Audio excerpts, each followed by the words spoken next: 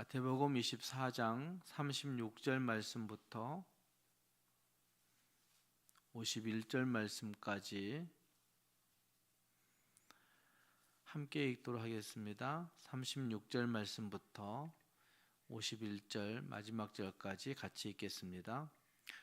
그러나 그날과 그때는 아무도 모르나니 하늘의 천사들도 아들도 모르고 오직 아버지만 아시느니라. 노아의 때와 같이 인자의 임함도 그러하리라. 홍수전에 노아가 방수에 들어가면 날까지 사람들이 먹고 마시고 장가들고 시집가고 있으면서 홍수가 나서 그들을 다 멸하기까지 깨닫지 못하였으니 인자의 임함도 이와 같으리라. 그때에 두 사람이 밭에 있음에 한 사람은 데려가고 한 사람은 버려둠을 당할 것이요 두 여자가 맷돌질을 하고 있음에 한 사람은 데려가고 한 사람은 버려둠을 당할 것이니라. 그러므로 깨어 있으라. 어느 날에 너희 주가 임할는지 너희가 알지 못함이니라. 너희도 아는 바니 만일 집 주인이 도둑이 어느 시각에 올 줄 알았더라면 깨어 있어 그 집을 뚫지 못하게 하였으리라.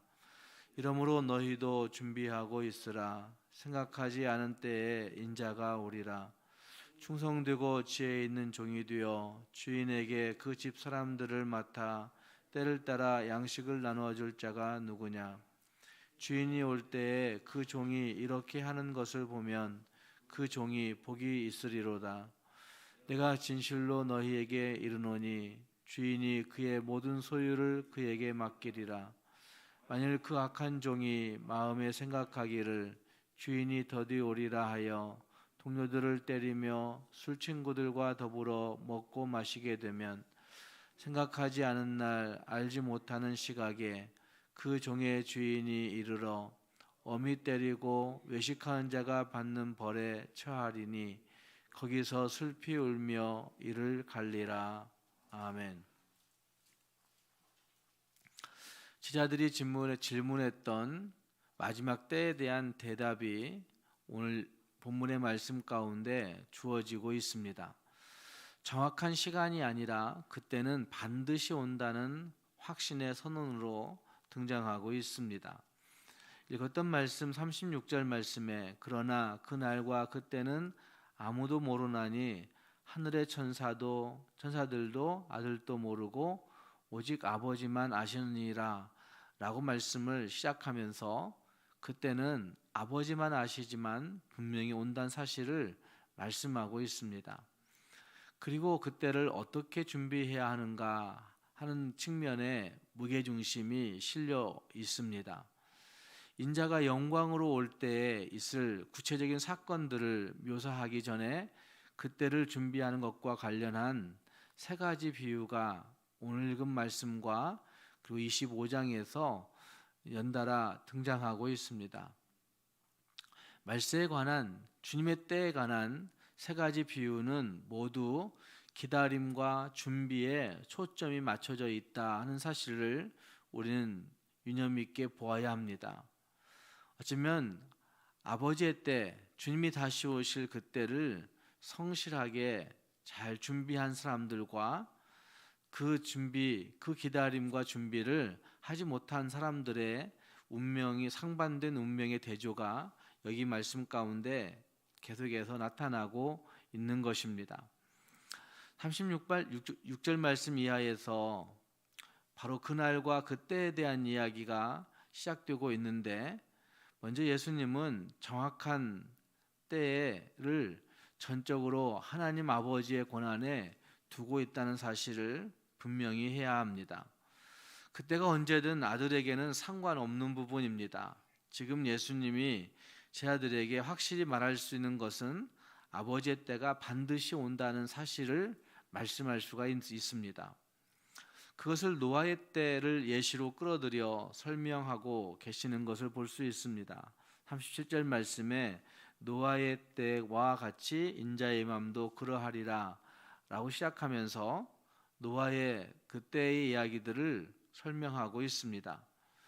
노아의 때 홍수가 반드시 올 것이며 또한 임박했음에도 불구하고 사람들은 당일까지 전혀 심판을 믿지 않고 일상을 살았습니다.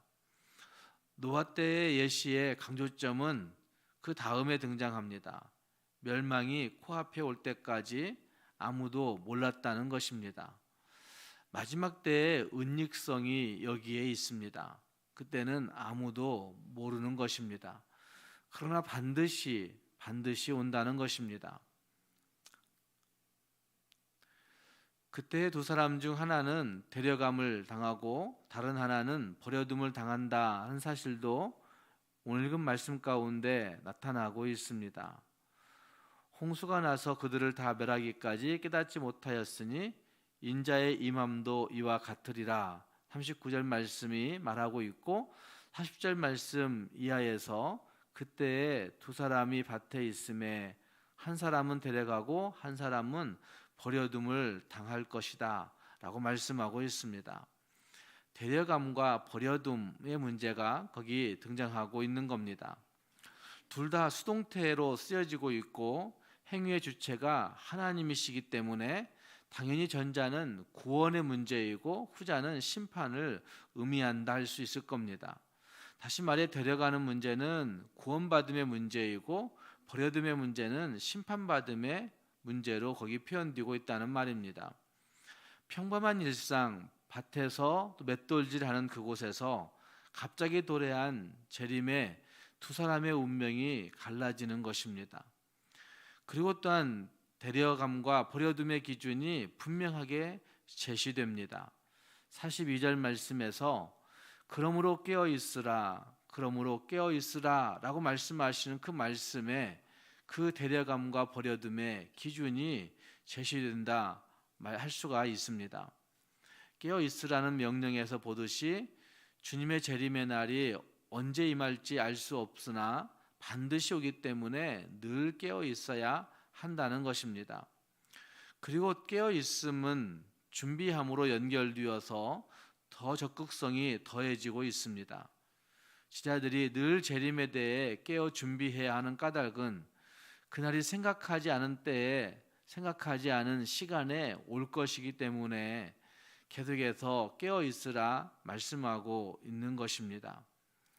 이와 같은 때에 이런 때에 대한 지자들의 무지는 체념과 포기가 아닌 적극적인 깨어 있음과 철저한 준비로 이끌어내져야 되는 것입니다.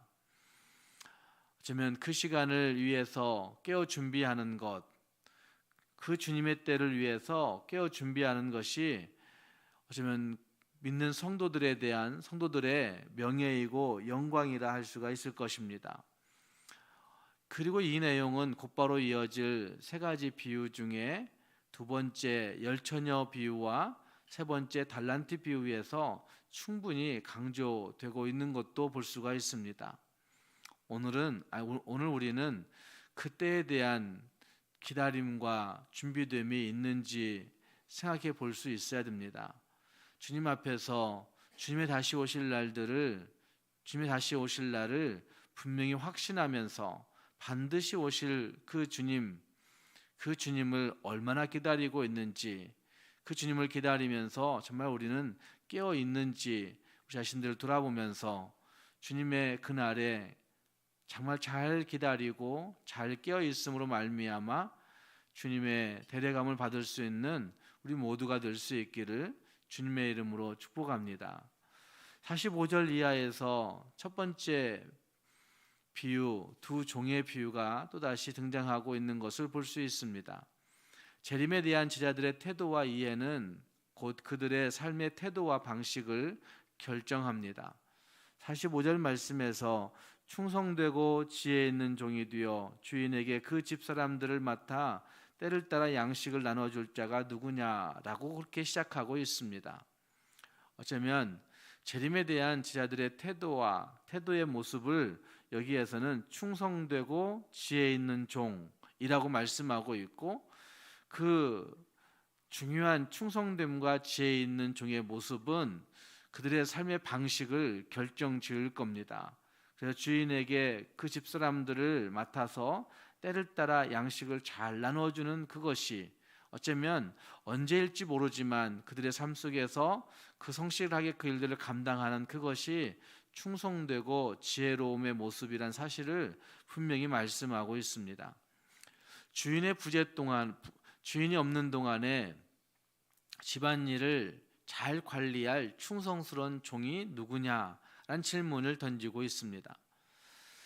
종은 주인의 부재 시 그에게 속한 사람들과 소유를 충분한 자율성과 책임감을 가지고 관리하는 청지기라고 할 수 있습니다. 청지기의 일은 언제나 주인의 유익을 목적하고 있는 겁니다. 자기의 유익을 위해서 일하는 것이 아니라 주인의 유익을 위해서 일하는 사람이, 일하는 직분자가 청지기라 할 수 있다는 말입니다. 그래서 그에게 요구되는 가장 중요한 성품은 충성심과 지혜로움이고, 주인이 일시적으로 계시지 않는 동안에 그는 그 충성과 지혜를 통하여 주인의 뜻을 잘 받들어 순종하는 그런 기회가 그에게 주어져 있다고 할 수가 있습니다. 반드시 돌아오실 그 주인, 그렇기 때문에 그 주인의 뜻에 합당하게 그때까지 성실하게 수행해야 되는 것입니다. 그렇게 행할 때 주인이 올 때 그 청지기의 모습을 보고 주인이 기뻐하고, 그리고 주인은 자신의 소유 전부를 그에게 맡깁니다. 그리고 칭찬과 함께 주어지는 보상이 그에게 있는 것입니다.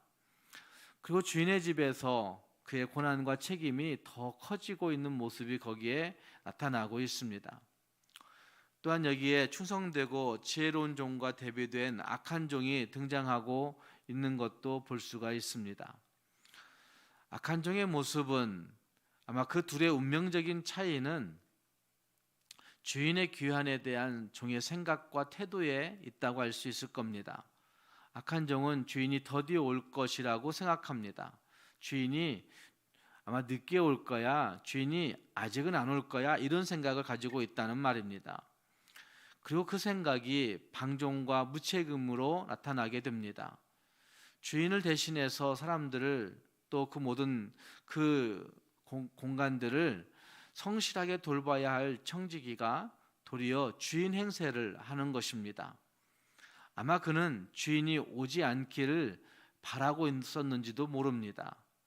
그래서 그 악한 태도의 모습으로 동료들을 때리기도 하고, 또 아마 그 많은 책임과 고난을 부여받은 그 사람이 동료들을 종처럼 부리고 있는, 진짜 주인 행세하는 모습이 거기에 나타나고 있는 것입니다.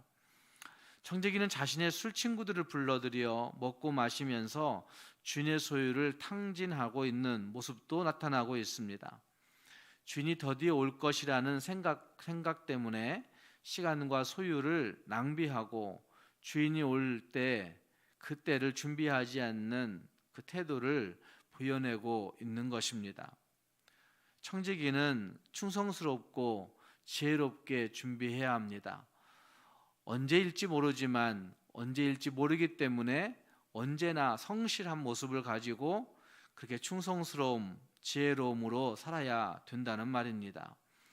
그 여부에 따라 대려감과 버려둠이 결정되는 것입니다. 오늘 우리는 하나님의 그 심판의 날들, 주님의 재림의 날들을 얼마만큼 정말 고대하고 있는지 살펴볼 수 있어야 됩니다. 그리고 주님의 그날을 기다리는 그 태도로 정말 충성되고 지혜로움의 모습이 나에게 있는가 한번 살펴볼 수 있어야 됩니다. 정말 충성되고 지혜 있는 모습을 가지고 그 주인의 뜻을 잘 따라 순종하여 살아갈 때 훗날에 주님이 우리를 인정하시고, 그리고 주님이 우리를 칭찬하시고 보상해 주신다는 사실들을 기억하면서 그 주님의 날을 잘 기다림으로 말미암아 훗날에 주님의 대례감을 받을 수 있는 우리 모두가 될 수 있기를 주님의 이름으로 축복합니다. 기도하겠습니다. 말씀을 생각하시면서 같이 기도할 수 있기를 바랍니다.